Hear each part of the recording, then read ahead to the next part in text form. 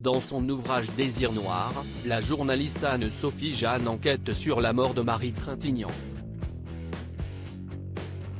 Elle revient notamment sur les obsèques de l'actrice et sur la manière dont François Cluzet a annoncé son décès à leur fils Paul, qui avait tout juste 10 ans. Le 1er août 2023, cela fera 20 ans que Marie Trintignant est décédée de ses blessures à Neuilly-sur-Seine, après que le chirurgien Stéphane Delajoux l'a opérée à plusieurs reprises. La fille de Jean-Louis et de Nadine Trintignant a été victime de féminicide. Cela s'est passé dans la nuit du 26 au 27 juillet 2003 et c'est son compagnon, Bertrand Cantat, qui en est le responsable. Depuis plusieurs semaines, l'actrice se trouvait à Vilnius en Lituanie pour le tournage du film Colette dans lequel elle tient le rôle principal.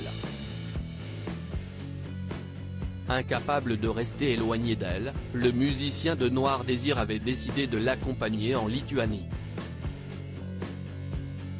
Dans l'enquête Désir noir, écrite par Anne-Sophie Jeanne et publiée aux éditions Flammarion, on se replonge dans le moment qui a entraîné la mort de Marie Trintignant et tout sauf un accident. L'actrice avait réalisé depuis longtemps que son amant était extrêmement jaloux. Raison pour laquelle Nadine Trintignant ne devait absolument pas mentionner la vie passée de sa fille devant lui.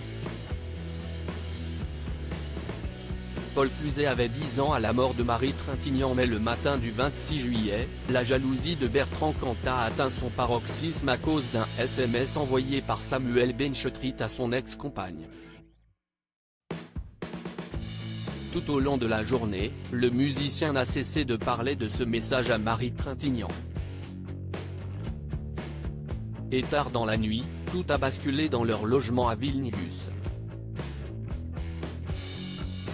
Au total, Bertrand Cantat a donné une vingtaine de coups à l'actrice, au visage mais aussi sur le corps. Si le chanteur a été condamné à 8 ans de prison, c'est une souffrance à vie qu'éprouvent les proches de Marie Trintignant. À commencer par les enfants de l'actrice. Paul Cluzet, Roman Kolinka, Léon Autenin-Girard, Jules Benchetrit, avaient 10, 17, 7 et 5 ans lorsque leur mère est décédée. Comme le rapporte la journaliste dans son livre, c'est François Cluzet qui a eu la douloureuse tâche d'annoncer le décès de son ex à leur fils. C'est un homme qui a voulu avoir le dernier mot, cite Anne-Sophie Jeanne, comme le rapportait Nadine Trintignant. Une épreuve impossible, pour un deuil difficile.